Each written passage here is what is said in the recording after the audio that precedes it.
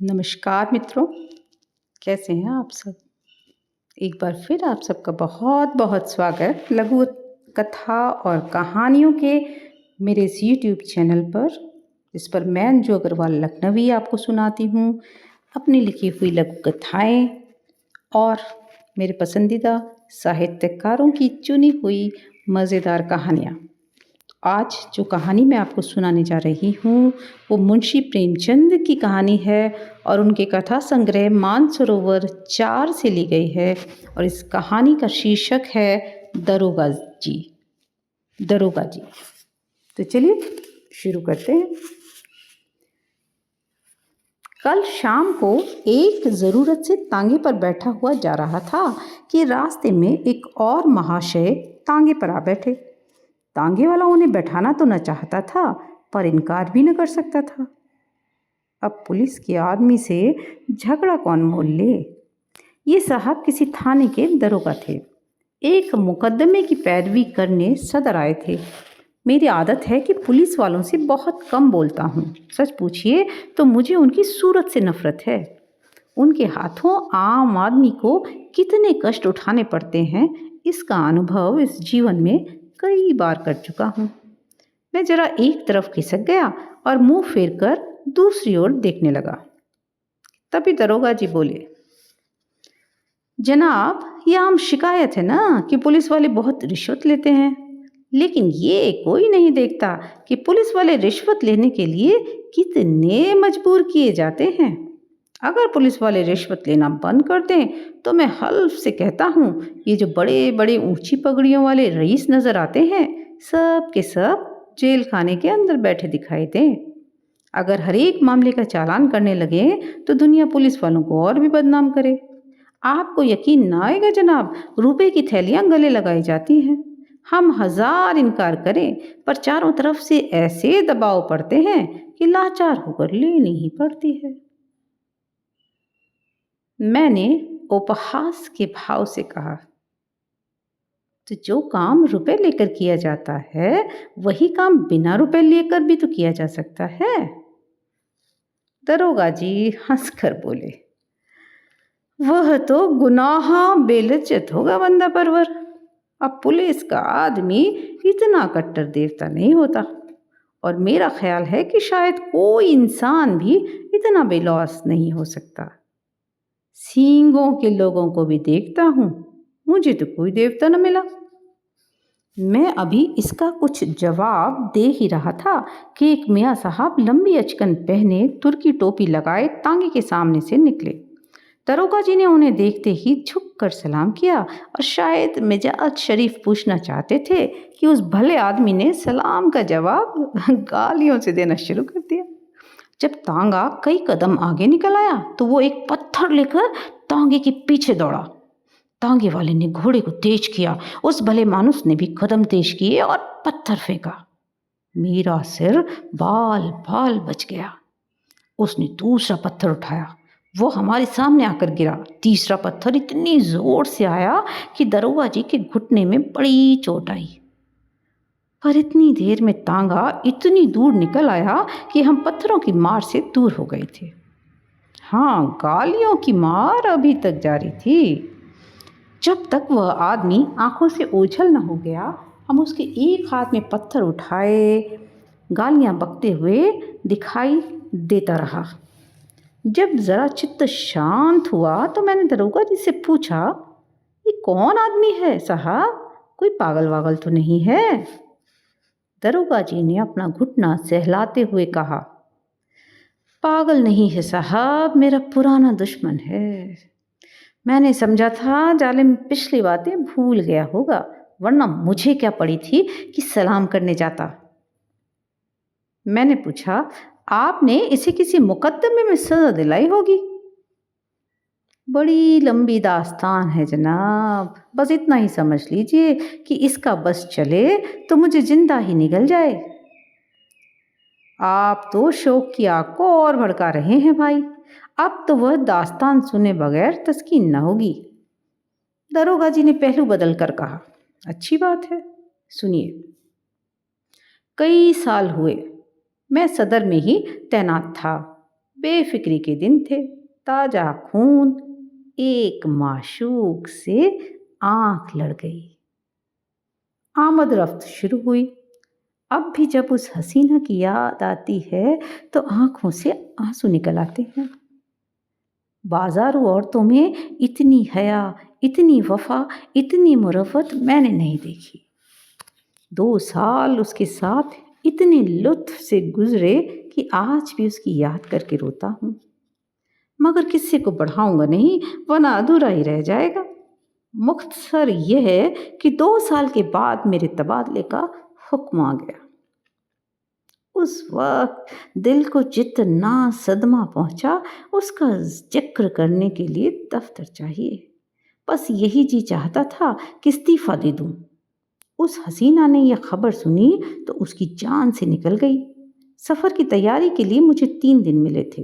ये 3 दिन हमने मंसूबे बांधने में काटे।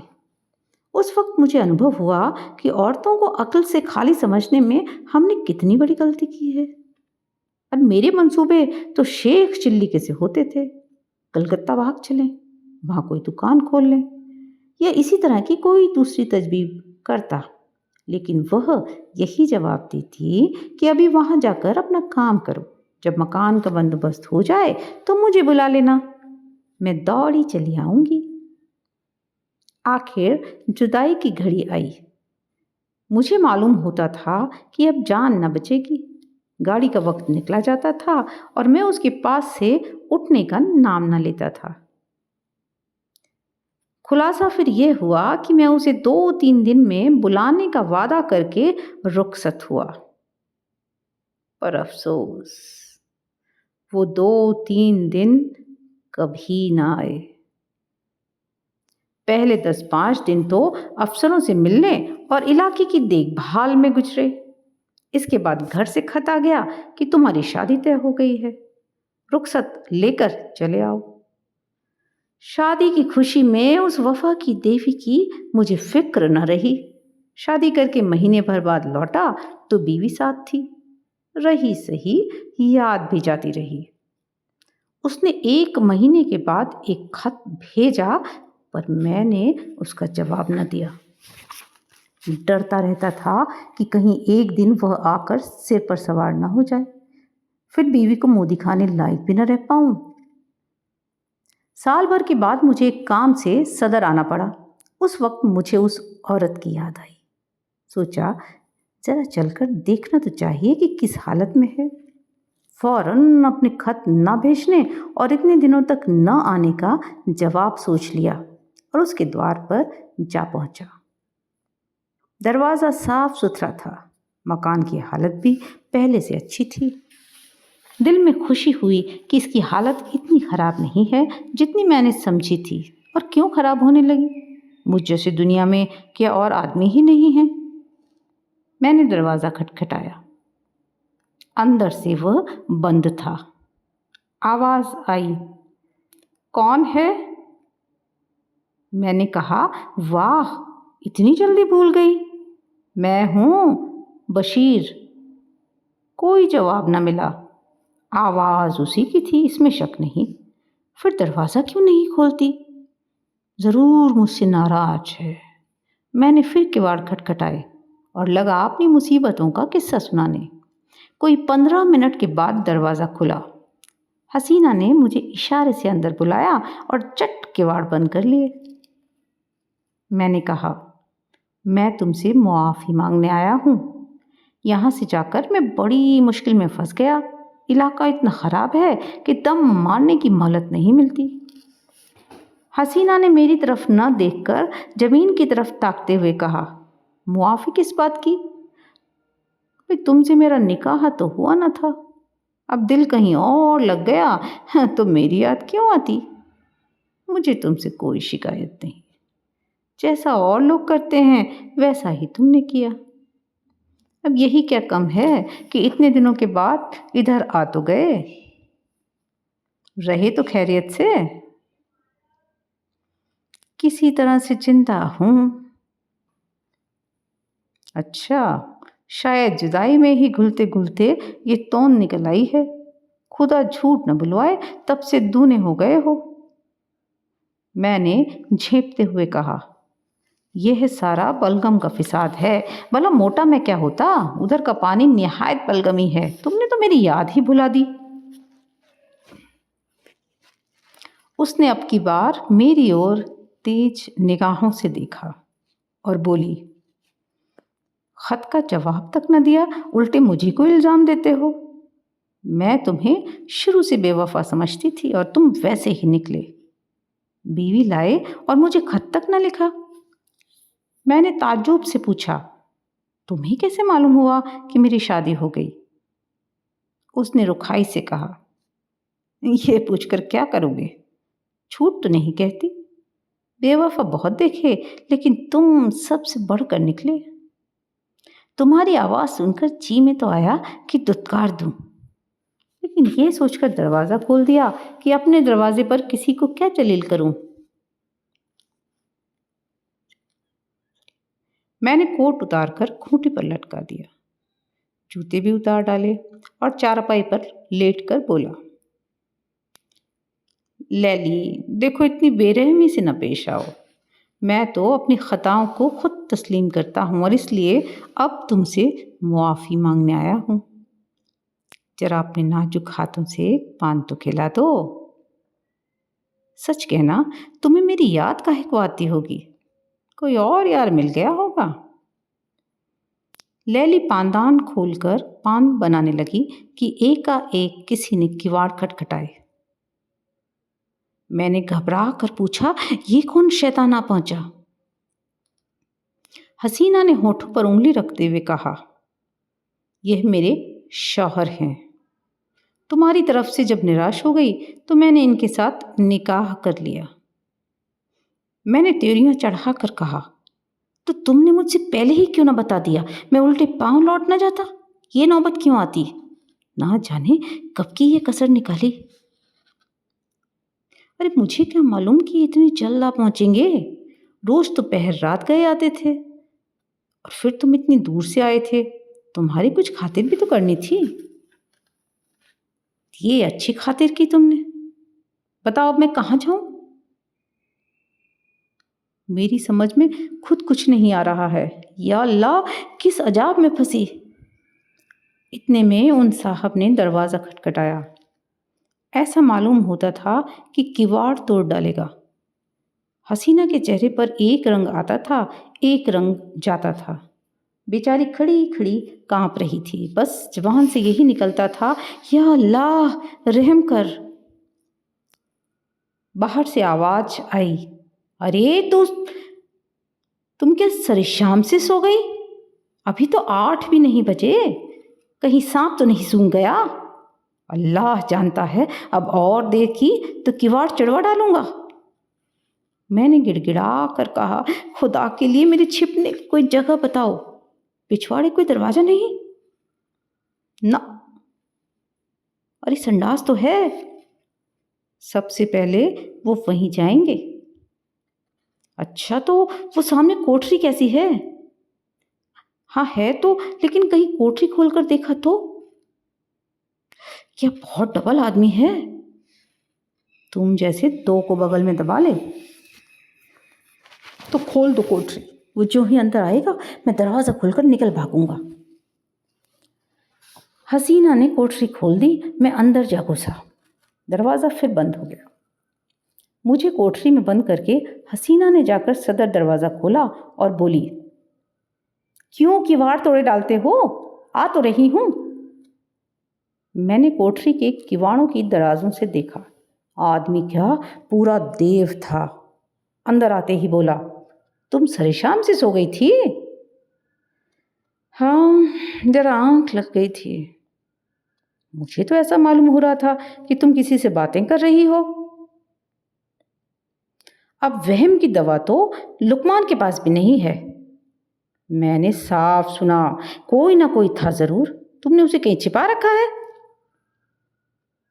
इन्हीं बातों पर तो तुमसे मेरा जी जलता है। सारा घर तो पड़ा है, खुद ही क्यों नहीं देख लेते? देखूंगा तो मैं जरूर ही, लेकिन तुमसे सीधे सीधे पूछता हूं, बतला दो कौन था? हसीना ने कुंजियों का गुच्छा फेंकते हुए कहा, और कोई था तो घर ही में ना होगा, लो सब जगह देखाओ, सुई तो है नहीं कि मैंने कहीं छिपा दी हो। वह शैतान इन चकमों में न आया, शायद पहले भी ऐसा ही चरका खा चुका था। कुंजियों का गुच्छा उठाकर सबसे पहले मेरी कोठरी के द्वार पर आया और उसके ताले को खोलने की कोशिश करने लगा। गुच्छे में उस ताले की कुंजी न थी। बोला, इस कोठरी की कुंजी कहाँ है? हसीना ने बनावटी ताज्जुब से कहा, अरे तो क्या उसमें कोई छिपा बैठा है? अरे वो तो लकड़ियों से भरी पड़ी है। तुम कुंजी दे दो ना। तुम भी कभी कभी पागलों के से काम करने लगते हो। अरे अंधेरे में कोई सांप बिच्छू निकल आए तो? ना भैया, मैं उसकी कुंजी न दूंगी। बला से सांप निकल आएगा, अच्छा ही हो निकल आए। इस बेहयाई की जिंदगी से तो मौत ही अच्छी।